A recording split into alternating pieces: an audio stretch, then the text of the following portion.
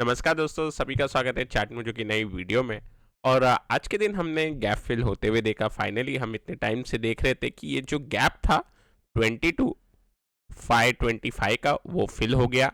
और उसके बाद हम एक बार एक्सपेक्ट कर रहे थे 625 तक एक गया मार्केट आज 22,625, जहाँ पे 22,550 के ऊपर हम कल व्यू बना रहे थे। और 22,700 का और एक लेवल है, मेरे हिसाब से अब अगले दिन के लिए ये अटेम्प्ट मारेगा। तो काफ़ी एक शानदार हमें अपसाइड मूव देखने मिली। और मैं पिछले 3 दिन से आपको नीचे के साइड पे क्रॉस भी मार्क करके बताता हूँ, क्योंकि नीचे के साइड एज सच तभी कुछ लग नहीं रहा है, क्योंकि ऊपर गैप बाकी था फिल होना। आज फाइनली हो गया। सिमिलरली बैंक निफ्टी की बात करें तो बैंक निफ्टी के अंदर भी ये गैप फिल होते हुए दिखाई दिया आज। और अब कोई गैप रह नहीं गया है ऊपर के side. Mid cap Nifty already strong था आज। आज बैंक निफ्टी ज़्यादा गैप डाउन खुला, क्योंकि कोटक बैंक के अंदर नेगेटिव न्यूज़ थी। उस वजह से वहाँ पे 10% का सर्किट लगा। उस वजह से वॉलेटिलिटी भी काफ़ी थी। आज निफ्टी की एक्सपायरी भी थी, तो निफ्टी के अंदर भी वॉलेटिलिटी काफ़ी बनी रही। अभी इंटरेस्टिंग डेटा आ रहा है यूएस का। मैं रुका था थोड़ा, आज मैंने जल्दी काउंटर निकाल लिए थे, लेकिन मैं रुका था 6 बजे के लिए। तो अभी डेटा आ गया, उसके बारे में मैं बताऊंगा जब डाउ के ऊपर करेंगे स्टडी। फिलहाल अगर हम हमारे मार्केट देखें तो काफ़ी एक स्ट्रांग लग रहे हैं। मिड कैप अब अपने प्रीवियस हाई को चैलेंज करता हुआ दिखाई दे रहा है। तो अभी बात करते हैं नेक्स्ट सेशन के लिए लेवल्स की। निफ्टी के ऊपर क्या लगता है? निफ्टी के ऊपर जिस हिसाब से तेजी बनी है, आज की कैंडल गैप डाउन बुरी खबर आने के बाद भी बाकी बैंक्स ने एक अच्छा काम किया, और खासकर एसबीआई। अगर हम एसबीआई का चार्ट देखें, काफ़ी शानदार पीएसयू बैंक की लीडरशिप लेते हुए दिखाई दे रहा है, तो उसके ऊपर भी मैं चर्चा करूंगा। तो वहां से हमें एक काफ़ी स्ट्रांग मूव दिखाई दी, और उसने बैंक को भी संभाल लिया। और बाकी प्राइवेट बैंक के अंदर एक्सिस बैंक ने भी अच्छी मूव दी। तो निफ्टी भी फिर बैंक निफ्टी की कमजोरी को इग्नोर करते हुए वन वे ऊपर गया। अभी यहाँ पे लेवल 22,625 ये इंपॉर्टेंट हो जाएगा आपके लिए। 22,625 के ऊपर अगर मार्केट जाता है नेक्स्ट सेशन के अंदर, तो मेरे हिसाब से अब नेक्स्ट इसका जो स्टॉप होना चाहिए वो सीधा आपको 22,750 पे मिलेगा। और उसके बाद 23,000 की जर्नी स्टार्ट होगी। डाउन साइड की अगर हम बात करते हैं, क्योंकि अब डेटा आ गए हैं यूएस के, और वहां पे अब मार्केट लगभग 0.8 टू 1% के आसपास अभी गिर जाएगा। तो 0.8% यहाँ पे नीचे गया है। और अगर मैं डाउ की बात करूं तो एक बार ये वापस अपना सपोर्ट टेस्ट करने, ज़्यादा से ज़्यादा 38,000 टू 37,800 के आसपास ये सपोर्ट टेस्ट करके शायद ये ऊपर चले जाए। अब इसके बारे में थोड़ा डिस्कस करते हैं। बाय द वे, इसमें हम कंप्लीटली रॉन्ग भी हो सकते हैं, लेकिन नंबर्स देखते हैं इसके अंदर। और बॉन्ड यील्ड जो है वो वन वे अपसाइड ब्रेकआउट देने के लिए तैयार हो चुकी है। अब इस सिचुएशन की वजह से अब डाउन साइड पे हमें क्या देखना है? आज का लो काफी इंपॉर्टेंट है। कल के वीडियो में भी 22,300 की बात कर रहे थे हम। 22,300 एक अच्छा रिवर्सल का लेवल है, कल ये भी डिस्कस कर रहे थे। और 22,300 आज एक अच्छा रिवर्सल का लेवल साबित हुआ। इसका मतलब यह है दोस्तों कि 22,300 अब हमारे लिए इंपॉर्टेंट हो गया है। 22,300 के नीचे निफ्टी जाएगा तो यहां पे हमें एक वीकनेस का साइन देखने मिलेगा। और 22,300 के नीचे निफ्टी तभी जाएगा अगर डाउ आज 2% से ज्यादा करेक्ट करे। और ऐसा लगता नहीं है, फिलहाल तो गिर रहा है डाउ, लेकिन ऐसा लग नहीं रहा कि इतना करेक्ट करेगा। बट अगर 2% से ज्यादा करेक्ट करता है डाउ क्लोजिंग बेसिस पे, इंटरडे में जाके ऊपर रिवर्सल हुआ तो इग्नोर करेंगे, तो थोड़ा कॉशियस हम हो जाएंगे। तो उस मामले में थोड़ा 1-2 सेशन देखेंगे। बाकी अगर निफ्टी साइडवेज होल्ड करता है, क्योंकि निफ्टी के अंदर स्ट्रेंथ काफी है, बट 22,300 किसी भी कारण से अगर टूटता है तो एक बार के लिए 22,150 के आसपास तक हम जा सकते हैं उस सिनेरियो में। अभी बात करते हैं बैंक निफ्टी की। बैंक निफ्टी की अगर मैं चार्ट देखता हूं तो यहाँ पे अपना ऑल टाइम हाई का ब्रेकआउट का अटेम्प्ट लगाने चले जाएगा। अब प्राइवेट बैंक से सारा नहीं मिल रहा, लेकिन पीएसयू बैंक्स के अंदर काफी तेजी बनेगी। आज हमने एक काउंटर के ऊपर चार्ट स्टडी भी पीएसयू बैंक की जो वन वे मूव थी उसको देखते हुए एक बैंक हमने पिक किया है, उसके बारे में भी चर्चा करेंगे। अभी यहाँ पे अपसाइड प्ले के लिए जो 49,000 का लेवल है वो रेजिस्टेंस बन के आएगा। लेकिन किसी भी कारण से अगर डाउ रिकवर कर जाता है, फिलहाल तो नेगेटिव में है, डाउ रिकवर करके गलती से भी 1% की पॉजिटिव क्लोजिंग दे दे तो सीधा बैंक निफ्टी गैप अप हो जाएगा।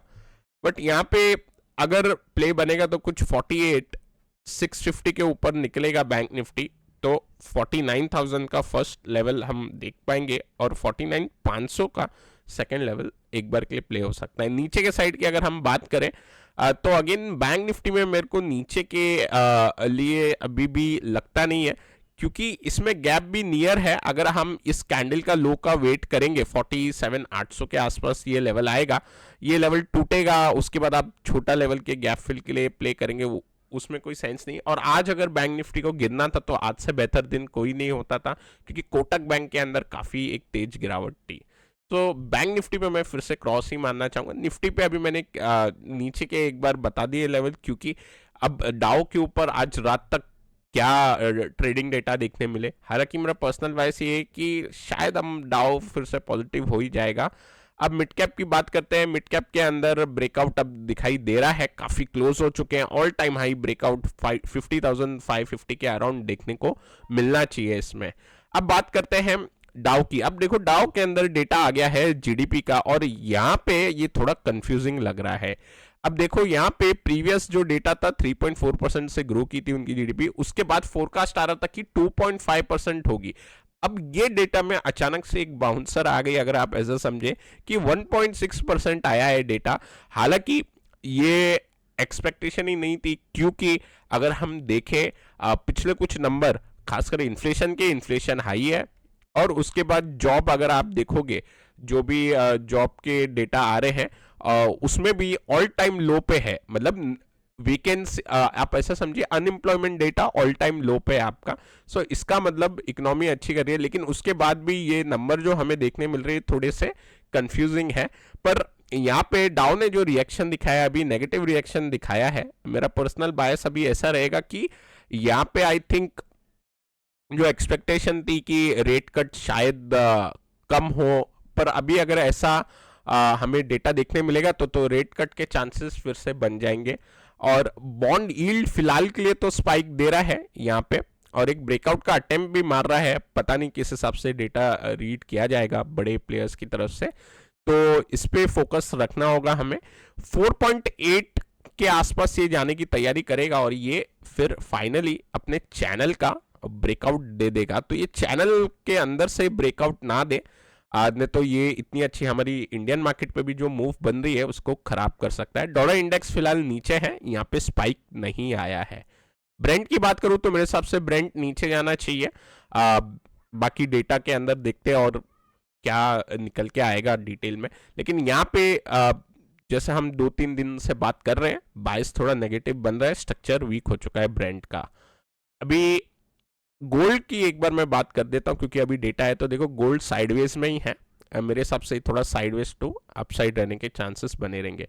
अभी ओवरऑल काउंटर की बात करते हैं। काउंटर के अंदर एनएमडीसी का चार्ट हमने देखा था कल के सेशन के अंदर। एनएमडीसी के अंदर ब्रेकआउट मिल चुका है और आज ट्रिगर लेवल के आसपास ही है। अपने ओवरहेड रेजिस्टेंस को भी इसने पार करने के लिए तैयारी कर दी है, तो ये काफ़ी एक अच्छा लग रहा है काउंटर। आने वाले सेशन में इसके अंदर आई थिंक जिस हिसाब से चार्ट पैटर्न बना है उस हिसाब से काम होना चाहिए, तो ये भी काफ़ी स्ट्रांग है। हमने कल डिस्कस किया था इनवर्स एचएनएस का ब्रेकआउट, और आज उसके बाद फॉलो अप मूव। अब देखो दोस्तों, बैंक्स के अंदर काफ़ी एक अच्छी मूव है, और एक बार के लिए मैं एसबीआई का चार्ट लगाता हूँ। काफ़ी अच्छी तरीके से ब्रेकआउट दिया है एसबीआई ने, और एसबीआई की लीडरशिप के साथ साथ हमें लगता है कि अब बाकी जो बैंक है, जैसे महाराष्ट्र बैंक हो गया, यूको बैंक हो गया, ये सारे सब बैंक हैं, वो भी अब रेडी हो चुके हैं। सबके अंदर सीएनएच या इनवर्स एचएनएस टाइप स्ट्रक्चर है। एग्जैक्ट पैटर्न आपको नहीं दिखेगा, लेकिन उससे मिलता जुलता आपको पैटर्न दिख जाएगा इन चार्ट के ऊपर। अब देखो यहाँ पे क्लियर कट एक ब्रेकआउट मिला है स्टेट बैंक के अंदर, और काफ़ी स्ट्रॉन्ग ब्रेकआउट मिला है। बैंक निफ्टी को भी संभाल लिया, गैप फिल भी हो गया इस ब्रेकआउट की वजह से। अब इसी की बदौलत हमने बैंक ऑफ इंडिया का रेक्टेंगल पैटर्न अभी ढूंढा है। बैंक ऑफ इंडिया की अगर हम बात करें तो यहाँ पे एक ओवरहेड रेजिस्टेंस है सेम एनएमडीसी की तरह, और ये ओवरहेड रेजिस्टेंस लगभग आता है आपका 4-5 रुपए ऊपर।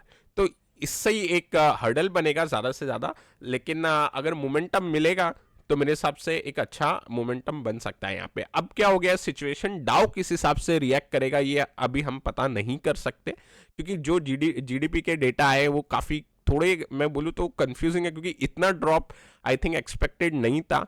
अगर एक्सपेक्टेशन के नियर ऊपर नीचे आता तो चलता था, बट ये कुछ ज़्यादा ही नीचे ड्रॉप आया, तो अभी और जो भी न्यूज़ फ्लो बनेंगे बाय द नाइट उसके ऊपर मार्केट रिएक्ट करेंगे। तो अब मैं ये बार बार इसलिए बोल रहा हूँ क्योंकि यहाँ पे अगर हम नियर लेवल देखेंगे 152 का, आज के कैंडल हाई का, तो हो सकता है काउंटर 152 के ऊपर चले जाए, ओके, ओपनिंग पे जस्ट एक दो टिक में, और फिर 155 का रेजिस्टेंस पकड़ ले, ओके। सो उस केस के लिए हमको अब दिख रहा है कि एक ओवरहेड रेजिस्टेंस है, तो हम 156 का लेवल इंपॉर्टेंट मार्क कर लेंगे। तो वहां पे एक बार ऐसा लगेगा कि फाइनली ब्रेकआउट कंफर्म शायद हो जाएगा 156 का, अगर लेवल निकलता है तो ये लेवल को हमें ध्यान रखना होगा। और सेकेंड एक काउंटर जो निकल के आता है एफएमसीजी स्पेस से, अब डाउ के अंदर अगर ज़्यादा वीकनेस बनी तो एक सेफ स्टॉक है हमारे पास, वो है आईटीसी। अब आईटीसी की अगर मैं बात करता हूँ, यहाँ पे चार्ट लोड हो रहा है, थोड़ा सा स्लो है लोड होने में।